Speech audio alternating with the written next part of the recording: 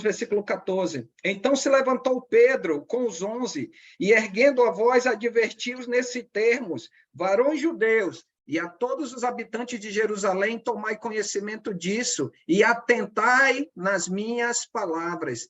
Estes homens não estão embriagados, como vindes pensando, sendo esta a terceira hora do dia. E como a gente vai observar, Pedro ele se levanta, e se levanta em razão de quê? Em razão justamente de um grupo de pessoas, de um grupo daquela multidão que foi começar a fazer pouco, né? Estão zombando, né? Assim, no sentido de que estão embriagados, esses homens estão embriagados, tentando tirar, né, o sentido da manifestação do poder de Deus na vida de quem? Na vida dos apóstolos. Então, Pedro se julga no sentido de levar o esclarecimento. Levanta-se ele, versículo 14, e junto com ele quem? Os 11. Para quê? Para justamente indicar que aqueles que estão declarando que eles estão embriagados, versículo 15, ele diz: estes homens não estão embriagados, ou seja, não havia razão de eles poderem menosprezar. E aí, a partir do versículo 16, ele vai explicar qual é a razão, né, o porquê disso está acontecendo naquele momento. Observe comigo, versículo 16. Mas o que ocorre é o que foi dito por intermédio do profeta Joel. E acontecerá que nos últimos dias, diz o Senhor, derramarei o meu espírito sobre toda a carne. E como a gente viu, lembra lá no capítulo 1, versículo 8, o que Jesus disse? Mas recebereis poder ao descer sobre vós o Espírito Santo, e sereis minhas testemunhas. E aí um ponto que Pedro vai trabalhar, qual é? É que as palavras escritas lá em Joel, capítulo 2, isso que a gente acompanha aqui do versículo 16 até o versículo 21, aqui do capítulo 2, é o relato, né, no momento que Pedro se levanta e começa a anunciar aquela multidão, né, são as palavras de Joel, capítulo 2, versículo 28 a 32. E aí um ponto que me chamou a atenção, pesquisando, irmãos, perceba bem, olha quando é que mais ou menos Joel falou essas palavras. Ele escreveu cerca de 835 anos antes de Jesus. Faz tempo. O reino já estava dividido, né? O reino, Israel ao sul, né? Judá ao norte, o reino já estava dividido. E o segundo profeta a escrever o livro do Velho Testamento, um dos livros do Velho Testamento, Joel, por volta mais ou menos do ano, né, 9, antes de quem? Antes de Jesus. E olha o que ele diz, a razão disso, versículo 16, logo no início, né, mas o que ocorre, ou seja, isso que está acontecendo aqui, mas o que ocorre é o que foi dito por meio de quem? Por meio do profeta Joel. Então, isso havia sido o quê? Escrito, revelado por Deus lá atrás. E agora, nesse momento em que Pedro se levanta junto com os 11 e fala com a multidão, ele está dizendo isso é justamente para cumprir aquilo que foi escrito aonde? Lá em Joel. Versículo 17. E acontecerá nos últimos dias, diz o Senhor. E aí um ponto que a gente precisa observar, você já deve ter ouvido no contexto denominacional, né? Que algumas pessoas dizem, olha, nos últimos dias. E aí, como nós trabalhamos lá no capítulo 1, né, versículo 8, e olhamos o contexto logo do início do capítulo 1, e vimos que a profecia revelada por Jesus naquele momento não é para os nossos dias, era justamente para quem? Para aqueles que acompanhavam a Jesus. Só que um ponto que nos chama a atenção é porque hoje, não hoje, mas há tempo já, as pessoas costumam dizer que esses últimos dias, ao citar Joel, é como trazendo para os dias de hoje. Só que é aí que está o engano. Lembra lá o tempo em que ele foi escrito, cerca de 835 anos, bem antes de Jesus?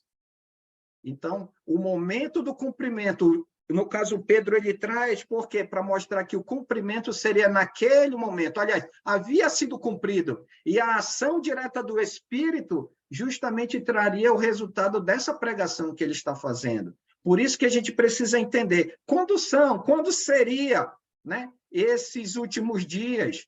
E aí o ponto é para os nossos dias? De modo nenhum. era para aquele momento em que Pedro se levantou. Tanto é que ele diz no versículo 16, né? Versículo 15, só para a gente entender, e entrando no 16, estes homens não estão embriagados, como vindes pensando, sendo esta a terceira hora do dia. Mas o que ocorre, olha lá, então a razão do ocorrido, a razão de tudo isso que está acontecendo naquele momento, no Pentecostes, é justamente para o cumprimento do quê? Daquilo que Deus falou por meio de Joel. Então, os últimos dias era o momento ali, né? No dia de Pentecostes, quando Pedro se levantou junto com os demais. Pode falar, Paulo. Ô, irmão, tá dando para me ouvir? Sim, sim. O fato de levantar os 11, assim, junto com Pedro, mostra que quem realmente recebeu esse poder foram os 12 que estavam ali, né? Sim. É interessante, né? Eu não estava na aula passada, eu comecei a assistir, eu vi que o Giovanni tinha até questionado isso, né? Você falou que depois, como eu não assisti a aula toda, aí é que é interessante, porque os 11 se levantam e ele fala, esses homens, né? Isso. É interessante isso, porque muitos falam que eram todos que estavam ali, e a questão é essa, não eram todos. Começa por esses 12, né?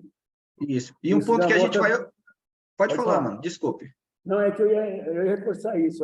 Ali ele mostra quem realmente, né? O motivo. Então, são esses os 12, né? Pedro mais os 11 que se levantaram, né? Isso. Lá no versículo 7, né, como a gente leu semana passada, Paulo, ele diz assim, estavam atônitos e se admiravam, não são porventura galileus, todos esses que aí estão falando, né? Então, olha lá, ele direcionando aí, a gente foi, tanto é que Pedro, como eu falei no versículo 14, lendo, né? Pedro se levanta junto com os 11, porque eles que estavam sendo acusados de estarem embriagados. Então, quando ele levanta, Pedro... Isso, aí Pedro se levanta e advoga a favor dele e dos outros. E aí, o que ele diz no 15? Esses homens não estão embriagados. Aí vemos o link, né? No versículo 16, mas o que ocorre, e aí ele vai ligar o ocorrido do falar, da manifestação desses homens simples estarem falando em idiomas, e de lugares que eles nunca foram, mas estão falando de maneira fluente, é justamente pelo que foi dito, né? Lá em Joel, como a gente vai ver. Tá bom? Obrigado, mano. Obrigado, mano. Fala, Giovanni. Nos últimos dias começou com a vinda de Jesus Cristo.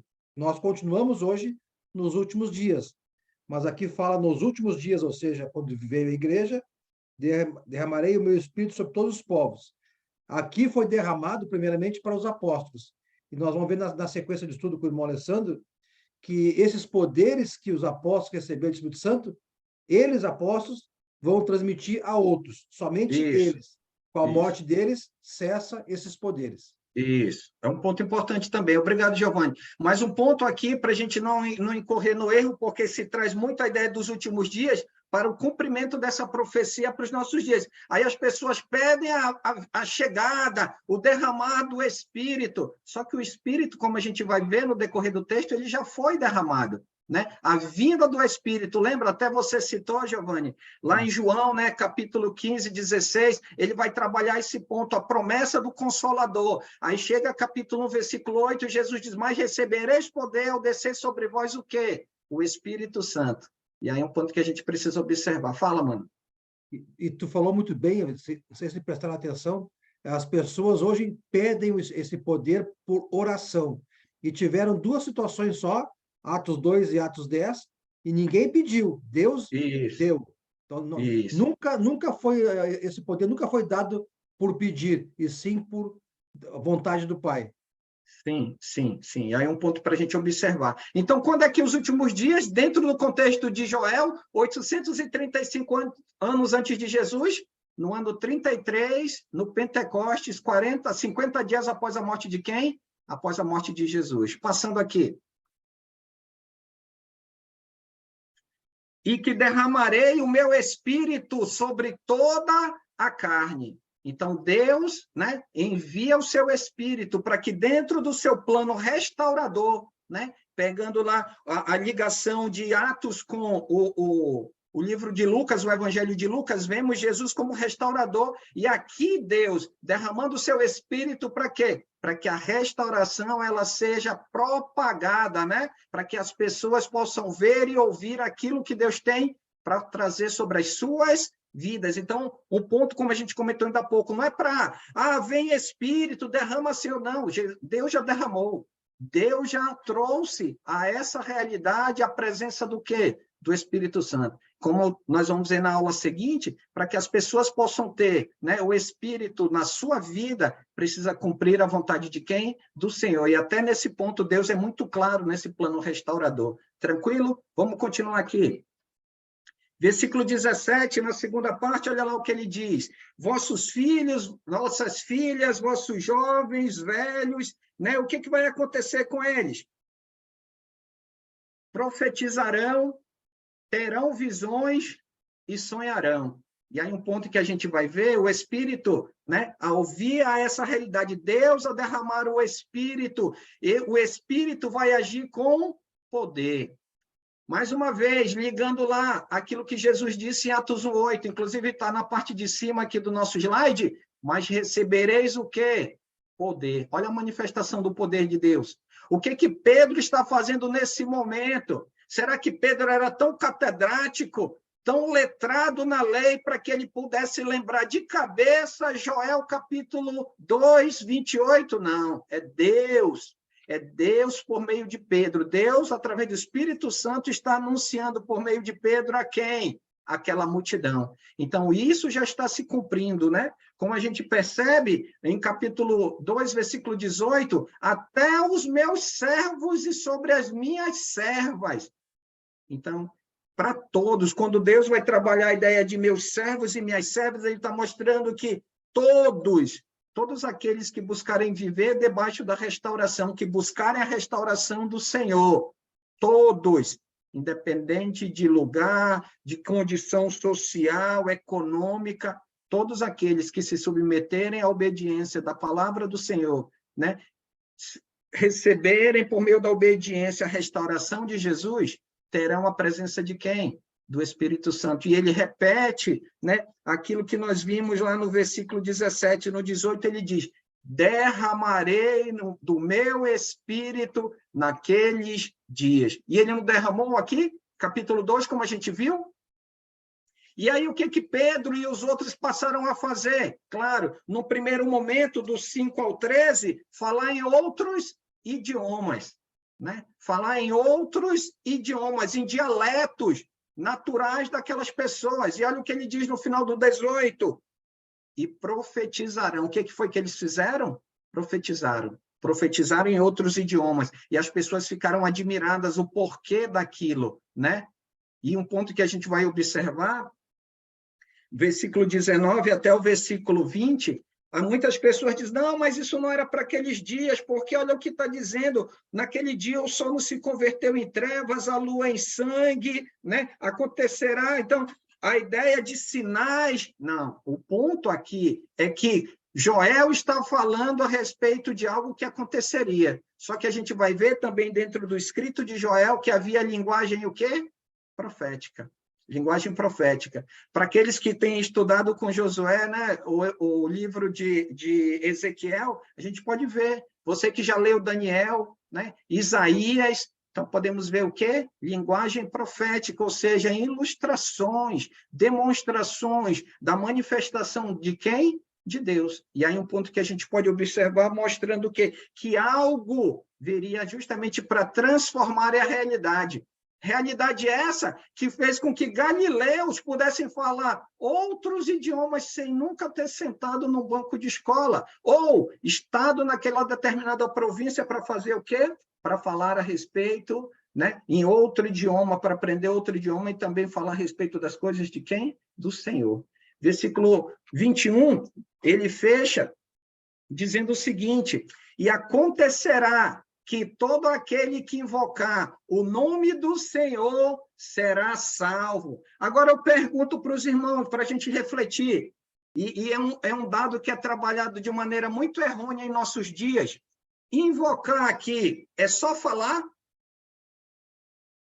É só falar? Não, invocar não é falar. Abram comigo lá em Romanos capítulo 10, versículo 14. Romanos 10, 14. Vamos observar o princípio de invocar. Diz assim, Romanos 10, 14. Como, porém, invocarão aquele que não creram? Então, invocar é só falar de modo nenhum. Para poder invocar, para poder buscar, é necessário ter o quê? Conhecimento. Conhecimento de quem se busca, conhecimento de como se buscar, quais são os princípios, que tipo de práticas precisamos ter, ou que aquele que está sendo buscado deseja daqueles que o buscam. Então, não é só falar. Alguns dizem que é só você falar Jesus é o Senhor e você já está salvo, mas é isso que o texto está dizendo? De modo nenhum. Invocar envolve muito mais. Então, como invocarão aqueles que não creram? E aí ele continua, e como crerão naquele de quem nada ouviram? E aí que vem o ponto. Então, aquele que está sendo invocado, aquele que está sendo buscado, as pessoas precisam ter o que a respeito dele? Conhecimento. Como é que vamos adorá-lo? O que ele deseja de nós? Quais são os passos que ele quer que a gente faça? Quais são os princípios que devemos ter prática na nossa vida? E aí é um ponto importante, mostrando a amplitude, a dimensão, daquele que busca a quem? Daquele que busca a Deus. Não é só falar, Deus é bom, Deus é justo, Deus é misericordioso. Não, Deus é amor. Você já ouviu essa expressão? Não é só declarar, mas está envolvido muito mais do que isso. Já lhe passo a palavra, Giovanni. E como ouvirão, se não tem quem pregue? E aí que está o ponto. Por que as pessoas vão anunciar? Porque as pessoas precisam conhecer aquele, que está sendo buscado. Você quer buscar a Deus? Conheça a Deus. Você quer buscar a Deus? Conheça a sua palavra. Conheça a sua palavra. Aquilo que Deus pode fazer para restaurar, a gente não vai tirar da nossa cabeça. Precisamos buscar a quem? Buscar Deus através da sua palavra, para que justamente possamos invocá-lo da maneira correta. Pode falar, Giovanni. Lê para nós, por gentileza, Atos 22, 16. Ananias falando com Paulo. 22, 16. Uhum. 22, 16. E agora, por que te demoras? Levanta-te, recebe o batismo, lava os teus pecados, invocando o nome dele. E aí é um ponto que a gente precisa observar, como você disse, Como é que alguém vai saber para que serve o batismo? Eu vou receber o quê quando eu me batizo? Será que é para me batizar com uma cuia de água na cabeça? Uma vez um irmão, num estudo, há tempos atrás, uns 15, quase 20 anos atrás, aí disse assim, mas o batismo, ele é mesmo importante?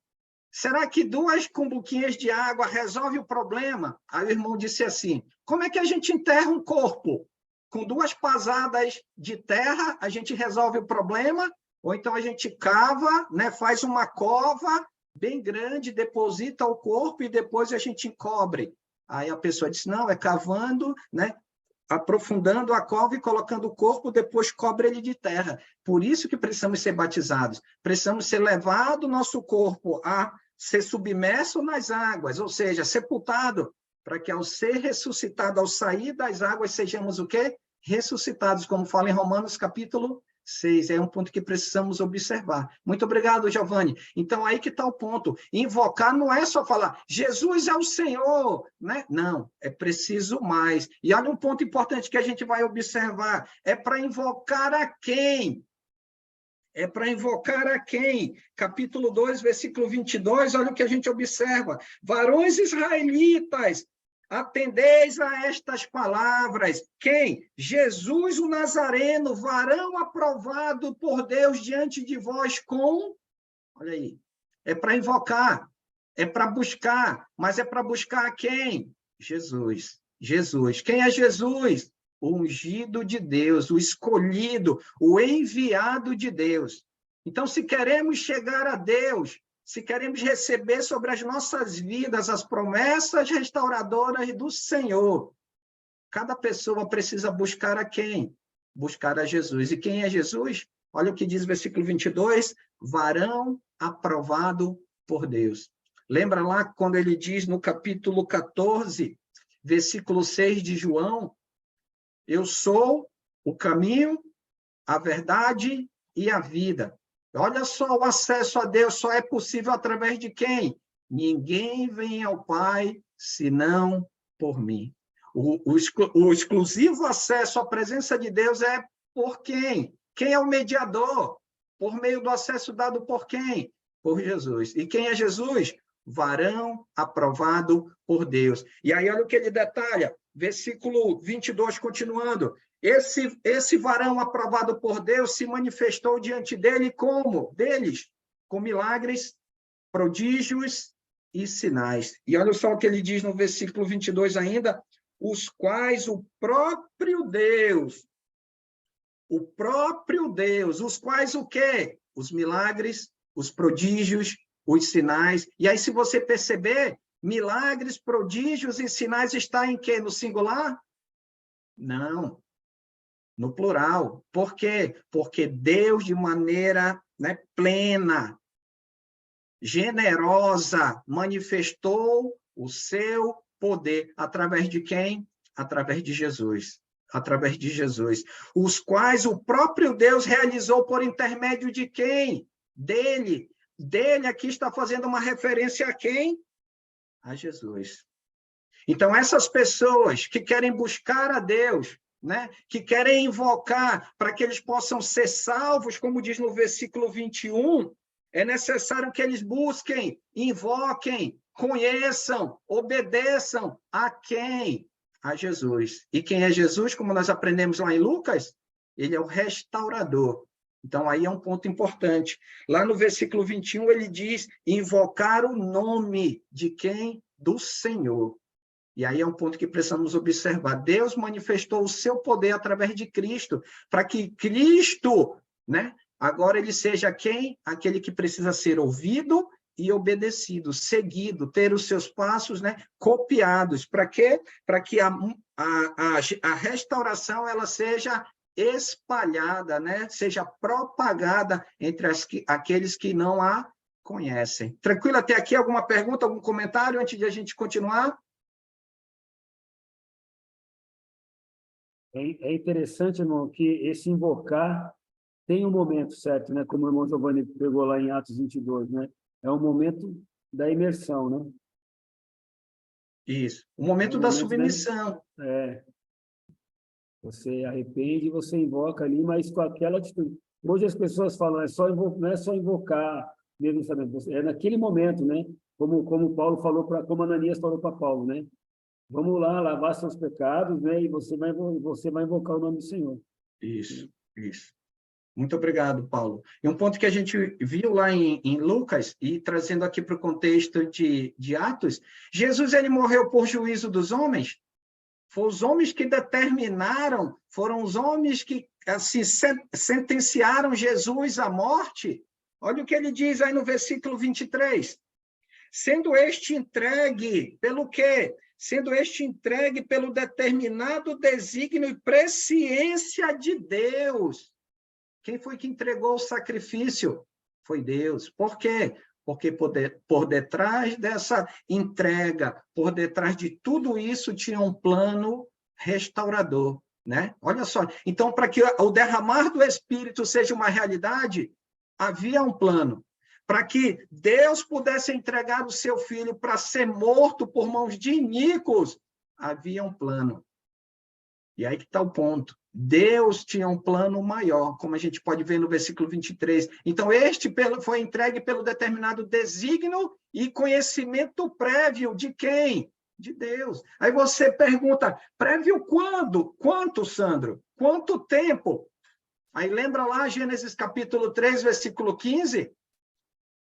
O homem cai junto com a sua esposa, e aí Deus está trazendo a punição, a condenação, justamente por causa da desobediência, e aí ele declara para a serpente que o descendente da mulher ia pisar a cabeça da serpente, ela mordeu o quê? O seu calcanhar. Em quem Jesus está pensando ali em Gênesis capítulo 3,15? Em Jesus. Olha só, olha a dimensão, o tempo passado de todo esse projeto. E agora Deus, né, por meio de Jesus, no derramar do Espírito, está abrindo, né, não só nesse momento, a princípio, para os judeus, mas a gente vai ver que não se resume apenas aos judeus, mas a todas as pessoas. Pode falar, Giovanni. Não sei se ajuda. Os irmãos quiserem apontar João 10, versículos 17 e 18, Jesus falando que ele dá a vida dele, ninguém a tira dele. Isso, justamente. Isso é interessante. Obrigado, Giovanni. Os homens o crucificaram, né? Ou seja, Deus entregou, os homens foram lá e crucificaram. Só que olha o detalhe importante que nós vamos observar.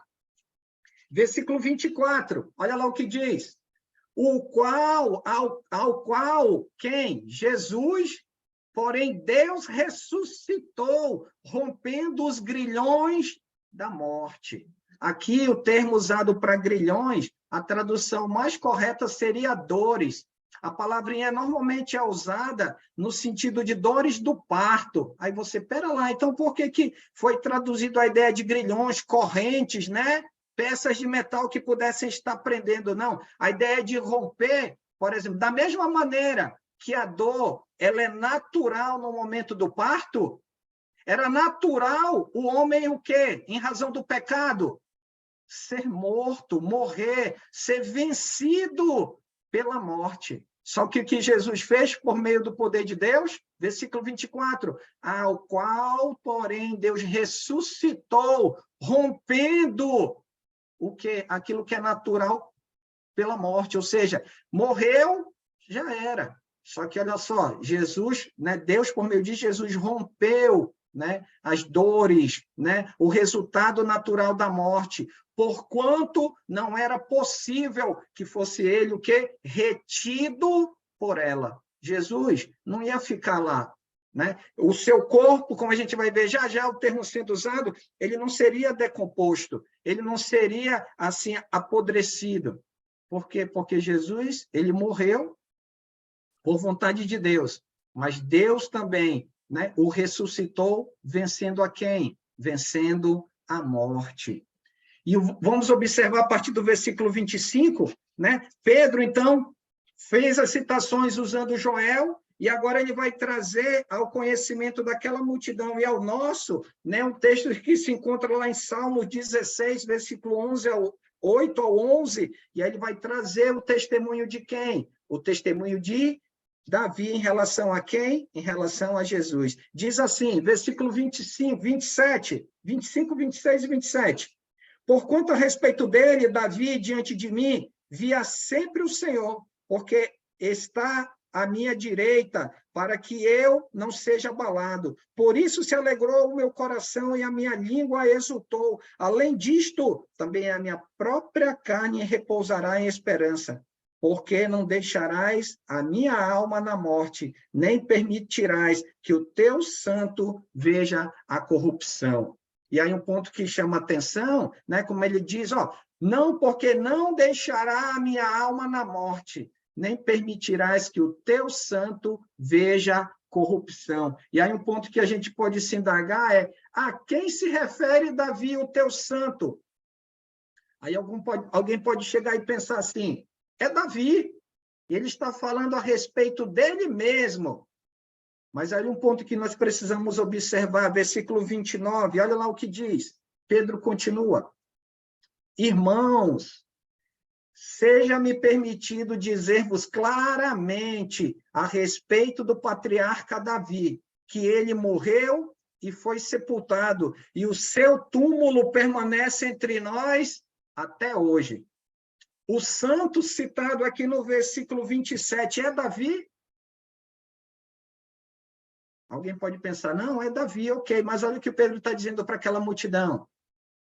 Davi falou de alguém, no seu descendente, alguém, né, que venceria, que seria resgatado, né, o teu santo, né, não vai ser permitido que o teu santo veja a corrupção. E aqui a ideia de corrupção, a palavra no original, corrupção, né, é justamente a ideia de perecer, de apodrecer, de se decompor.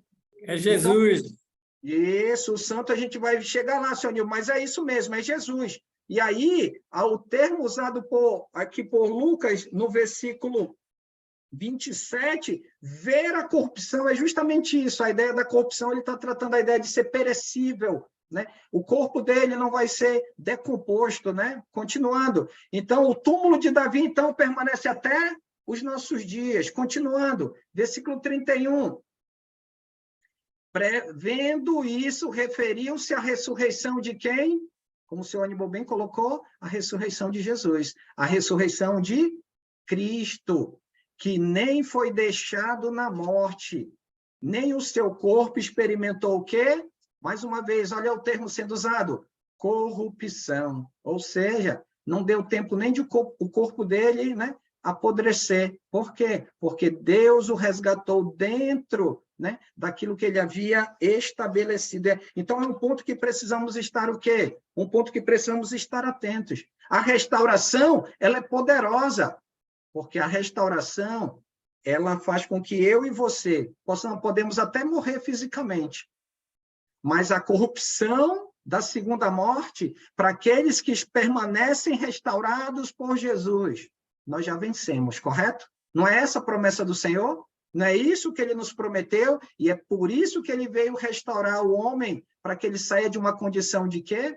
De trevas, de pecado. Mas para que isso aconteça, aqueles que estão ouvindo, aqueles que desejem buscar, né, invocar a Jesus, precisam entender quem ele é, o que está envolvido para que ele, né, seja o Senhor, para que por meio dele, através do nome dele, as pessoas possam ser o quê? As pessoas possam ser salvas. Porque, como a gente vê, Deus, ele operou de maneira sobrenatural, poderosa sobre a vida de quem? Sobre a vida de Jesus. Como ele propriamente diz no versículo 31, o corpo dele não experimentou o quê? Corrupção, né? Olha só, continuando, a ação poderosa de Deus, ainda no versículo 32, a este Jesus, Deus ressuscitou, do que todos nós somos o quê? Testemunhas. Quem é que está falando? Quem é que está falando? Pedro com os apóstolos.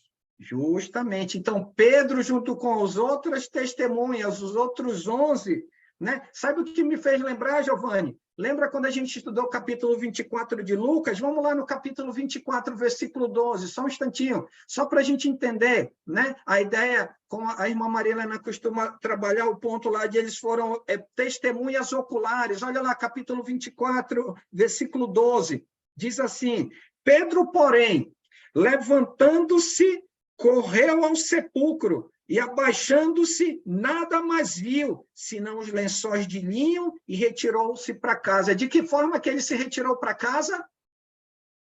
Maravilhado do que havia acontecido. Alguém disse para Pedro, olha, eu cheguei lá no túmulo de Jesus, cheguei lá, só tinha os lençóis, né? Nós embrulhamos ele, colocamos no túmulo, colocamos a pedra.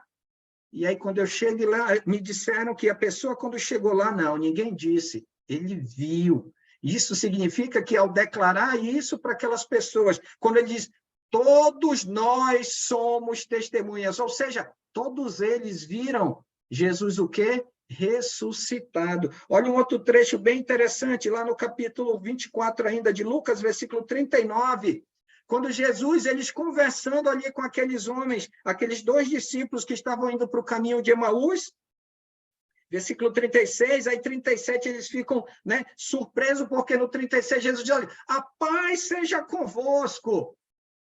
E aí versículo 39 ele diz, olha, vede minhas mãos e os meus pés, que sou eu mesmo, apalpai-me e verificai, porque o espírito não tem carne nem osso, como vedes que eu tenho. Aí ele vai lá e pede algo para comer, né? Ele vai lá e pede um peixe, né? Um peixe assado para comer. E aí que está o ponto. Eles foram testemunhas. Eles o viram morto, crucificado naquele madeiro. Mas eles viram, né, um túmulo vazio, mas também viram Jesus ressuscitado. Então, é um ponto. Então, eles estão falando embasados, não no que disseram, mas naquilo que eles observaram, naqueles que eles viram, né? Olha só a evidência do derramar do Espírito. Lá no capítulo 2, versículo 33, olha o que diz: exaltado, pois, à destra de quem? À destra de Deus. Quem que está exaltado à destra de Deus? Quem é aquele que está exaltado à destra de Deus? Aquele que foi ressuscitado por Deus. Jesus. Quem foi ressuscitado? Jesus. Jesus. Aquele que foi ressuscitado, no qual esses homens são testemunhas, a esse mesmo, que eles viram ressurrecto. Ele está à destra de quem? À destra de Deus. Está à destra de Deus, ou seja, à direita, é uma posição de quê? Alguém que está à destra, do lado direito, é uma posição de quê? No militarismo, é antiguidade. De antiguidade, de... Destaque. Destaque. Fala, Paulo. Autoridade. Autoridade, a ideia de poder, uma posição... Né? Justamente. Então, ele está ao lado, a ideia de poder, a ideia de autoridade. É como se ele fosse... Lembra aquela expressão, Giovanni? O braço direito, né? Então, tipo, na minha ausência, quem é que toma de conta? É aquele que está à direita. Então, não significa que Jesus, né, está exaltado, porque Deus o ressuscitou. O ressuscitou para quê? Para que ele esteja reinando ao lado de quem? Ao lado do Pai, ao lado de Deus. E olha só, continuando o versículo 33. E tendo recebido do Pai a promessa de quem? Do Espírito Santo, como aquilo que já observamos, né? João capítulo 14, né, capítulo 15, 16, ele vai trabalhar esse ponto. E aí um ponto importante, olha a razão de eles estarem falando, como ele enfatizou na profecia de Joel, no versículo 16 até o versículo 21, derramou isto, que eles estão fazendo o que agora? A multidão está visualizando e ouvindo o quê? O recebimento da promessa do quê? Do Espírito. Bem, esses homens incultos e letrados estão falando fluentemente a língua da minha terra materna, da minha terra natal. Isso é fruto do quê? Do derramar do Espírito. Esse homem que está com esses 11 levantados aqui diante de nós, olho para ele, é um homem analfabeto na lei, um galileu, jeitão de pescador. E o que ele está fazendo? Ele está profetizando de maneira poderosa. Isso é resultado do quê, irmão Aníbal? Espírito Santo. Espírito Santo, derramar do Espírito. Por isso que Pedro enfatiza, ó, derramou isso que vedes e ouvi. Esse é o resultado do derramar do Espírito Santo, é uma evidência clara. Aquilo que eles estão vendo, ou seja, esses homens que aos olhos do judaísmo são desqualificados, mas aos olhos de Deus foram escolhidos. Lembra lá a escolha de Matias? Né? Até a citação do verbo kleros, lá no versículo 2, capítulo 1, versículo 17. Então, Deus os escolheu para que eles estivessem ali naquele momento, para que eles fossem diante daquela multidão, o quê?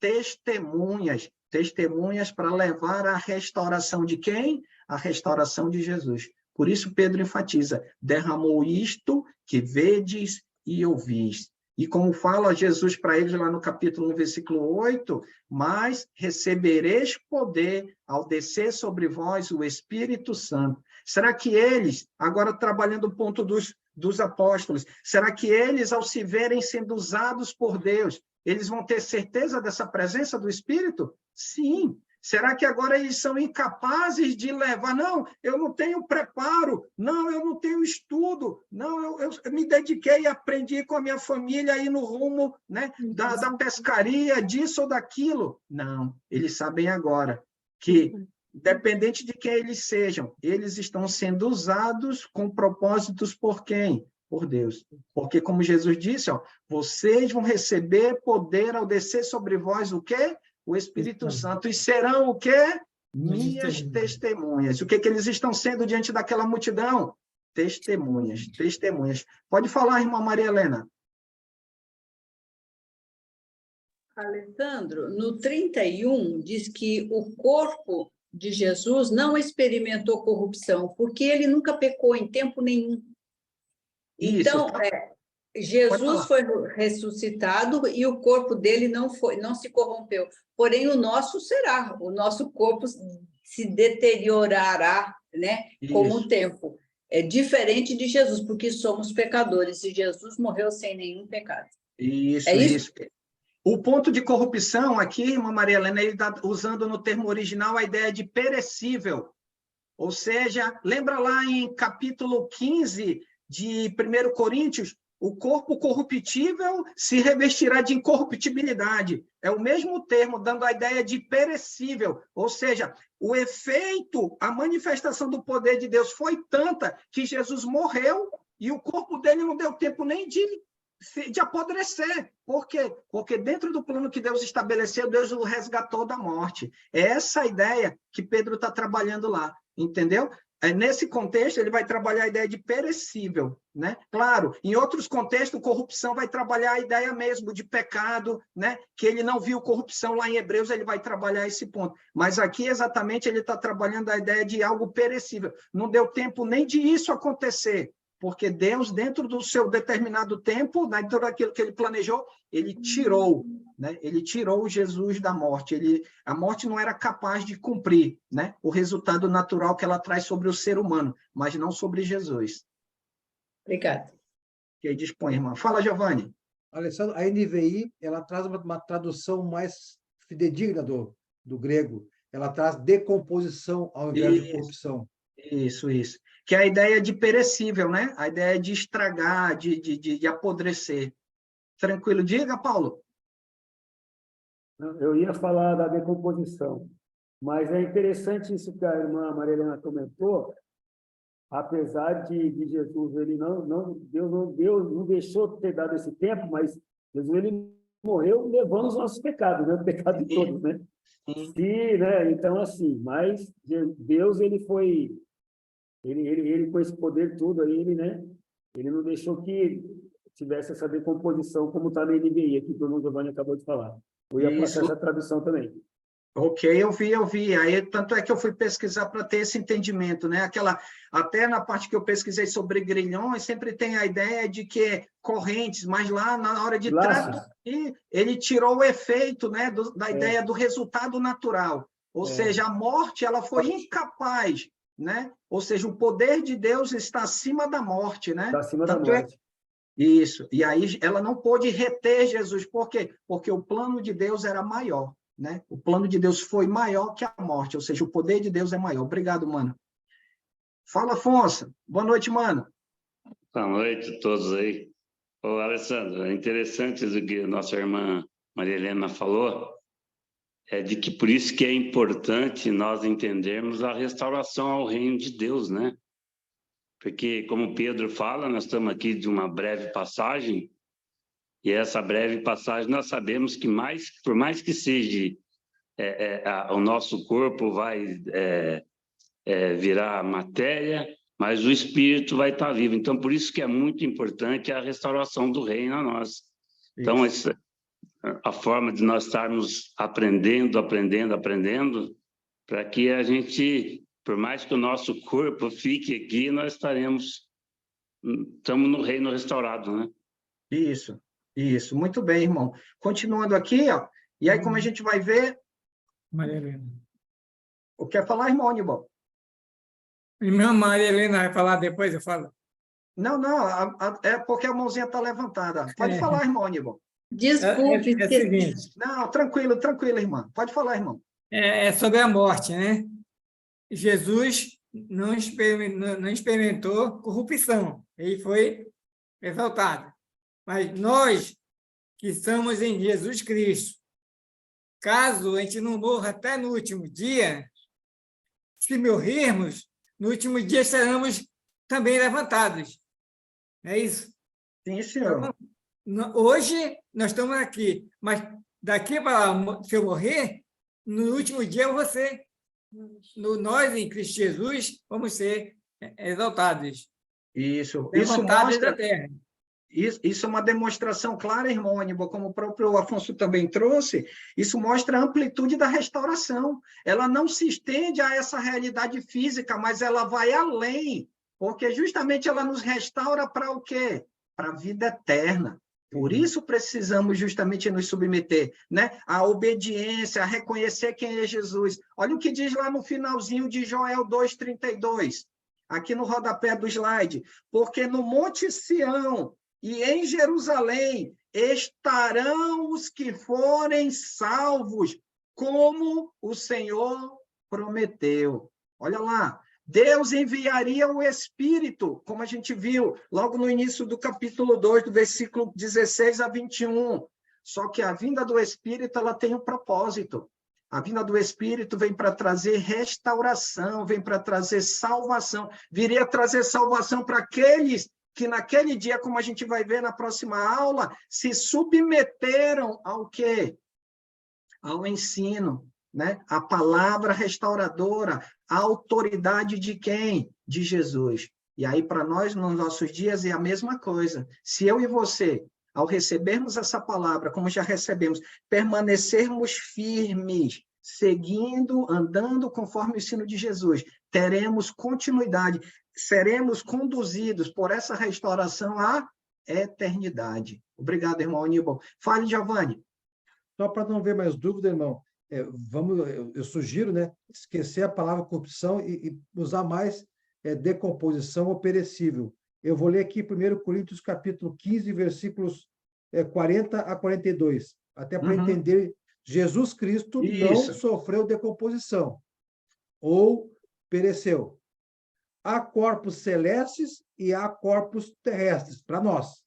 Mas o esplendor dos corpos celestes é um, e o dos corpos terrestres é outro. Assim será com a ressurreição dos mortos.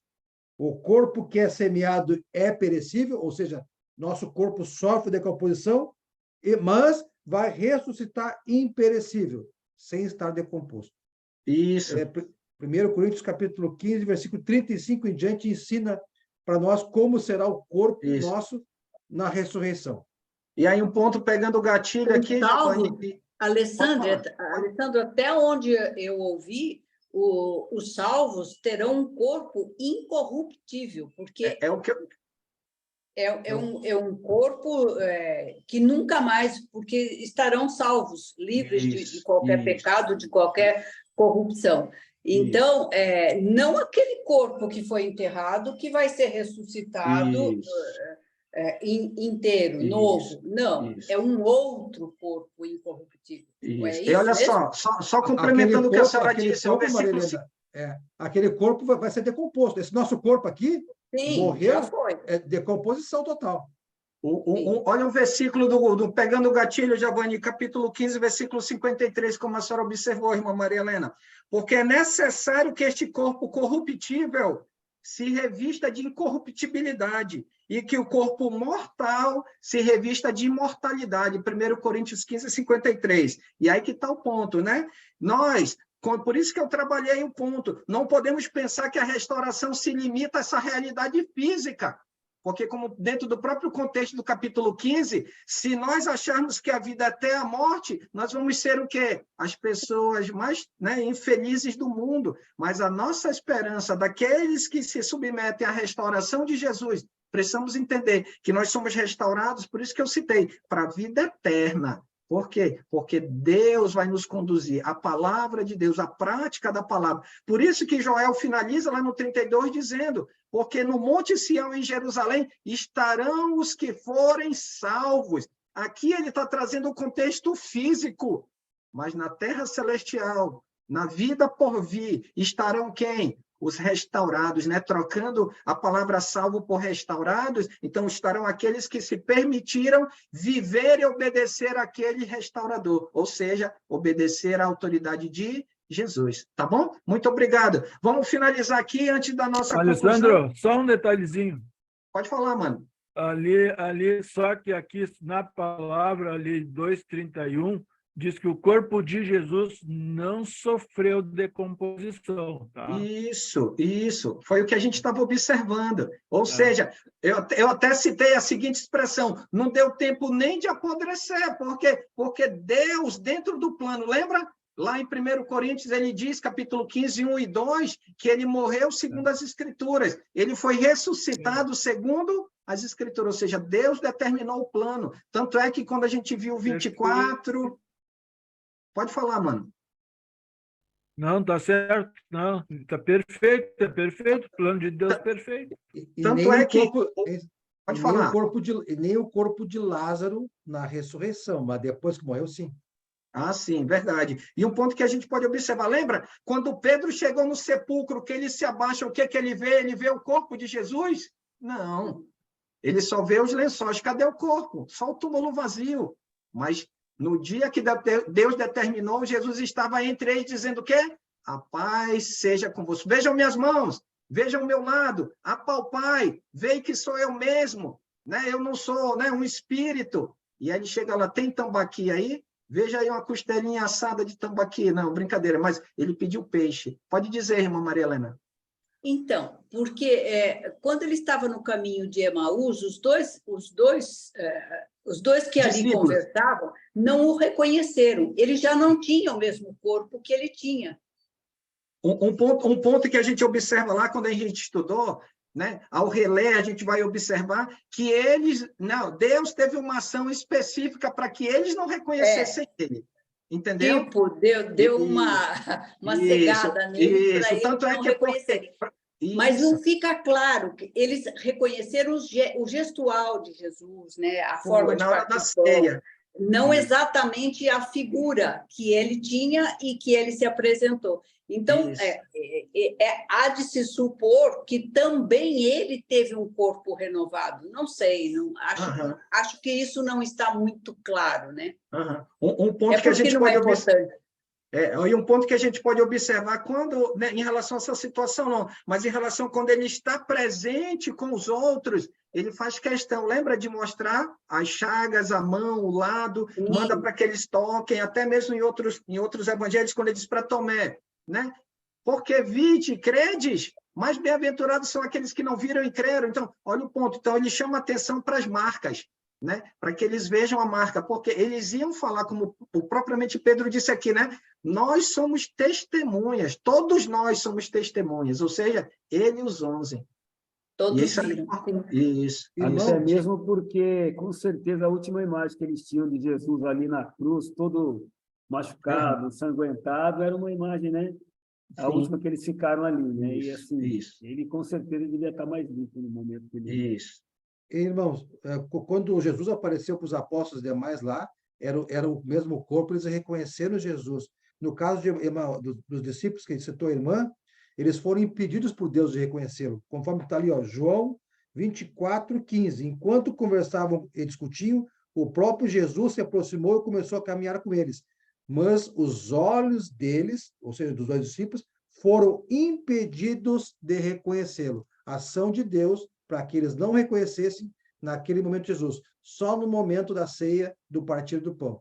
Isso. Que aí, como a irmã Maria Ana falou, o gestual, né? Que aí Jesus, quando eles vai assim, rapaz, tem a impressão, aí pô, Jesus some. Aí eles vão e dizem, peraí, não foi aí que deu no nosso coração, né? Tentando que ele usa lá. Oi, irmã Simone, pode falar. Acho que você abriu o microfone, Mayara. Vamos continuar. Então, eles sentiram lá no coração, foi quando caiu a ficha, né? Como costumo dizer, né? Aí Jesus já tinha sumido. Então, eles correm, vão até os outros, e aí, quando eles estão conversando, Jesus chega. A paz seja convosco. E aí, para a gente finalizar, eu vou trabalhar mais esse texto na próxima aula. Estejam certo, pois toda a casa de Israel. Esteja absolutamente certa, pois toda a casa de Israel, de que esse Jesus que vós crucificastes, Deus o fez Senhor e Cristo. E aí um ponto que a gente precisa observar, justamente nessa atenção em relação ao quê? Em relação ao cuidado, né? Quando ele trabalha, aqui ele fecha a pregação dizendo para que aquelas pessoas tivessem certeza de quem é Jesus.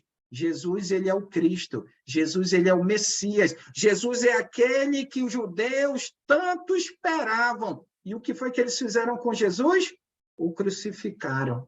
O crucificaram. Mataram aquele que eles tanto aguardavam. E aí, para a gente concluir, né, a restauração, então, ela continua nos nossos dias. Assim como naquele dia, lá no Pentecostes, hoje é necessário reconhecer o plano de Deus através de quem? Através de Jesus.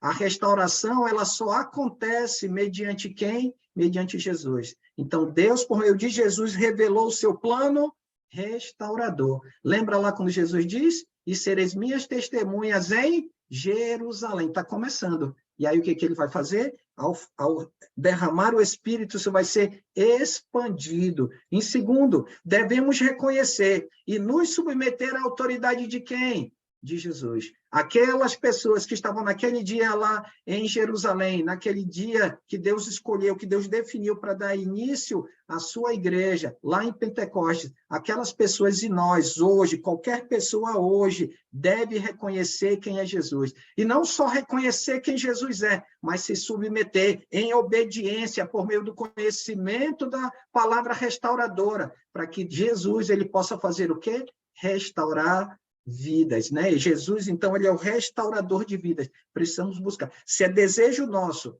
para nossa vida, para a vida da nossa família, para a vida das pessoas próximas, de nossos irmãos, precisamos, dia a dia, ser agentes da restauração, buscando orientar, aconselhar, ensinar, para quê? Para que possamos entender que a restauração não se limita a essa realidade, mas ela se estende, né? Ela nos conduz para a vida eterna.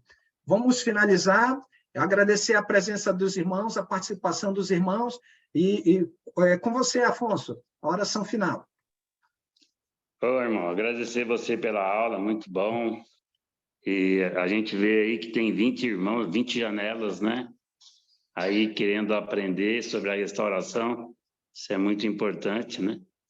Que Deus te abençoe muito aí, te capacitando cada vez mais para que nos ajude também a um dia nós estarmos lá no lar celeste, né?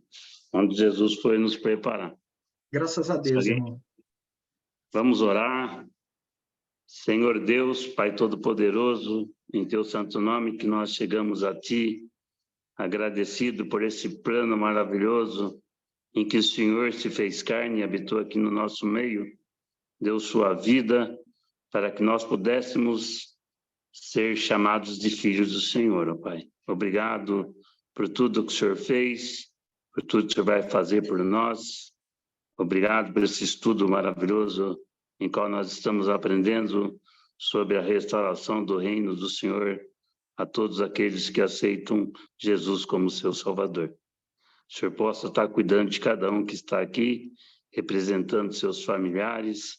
O Senhor nos dê sabedoria, não só para que nós sejamos ouvintes, mas que nós possamos colocar em prática todos os dias de nossas vidas, e sabemos que cada dia que nós aprendemos, cada vez mais nós ficamos maravilhados, porque sabemos que um dia estaremos com o Senhor no lar celestial. Fique conosco, nos abençoe nesse final, até o fim dessa semana. Graças te damos, ó Deus, pela saúde física que o Senhor nos concedeu. O Senhor esteja com nossos irmãos também, que passam por enfermidade física, espiritual. Que o Senhor, sabemos que o Senhor é um Deus misericordioso e que o Senhor possa fazer a vontade de cada um que está sofrendo. Obrigado, Pai, por tudo, em nome santo do seu Filho Jesus Cristo. É que nós te pedimos e te agradecemos sempre. Amém. Amém, Senhor. Obrigado, irmãos. Graças a Deus. Amém. Amém. Obrigada, Alessandro. Deus Amém. abençoe. Obrigado. Obrigada, Boa noite. Obrigado, irmão. Alessandro. Samara tá Boa noite, mano. Liane, se você estiver aí na Boa sala, noite. que eu não a vejo, Boa boa noite. viagem amanhã. Boa noite, Ju. Boa Beijo. noite, Obrigado, Afonso. Boa noite, Angelina.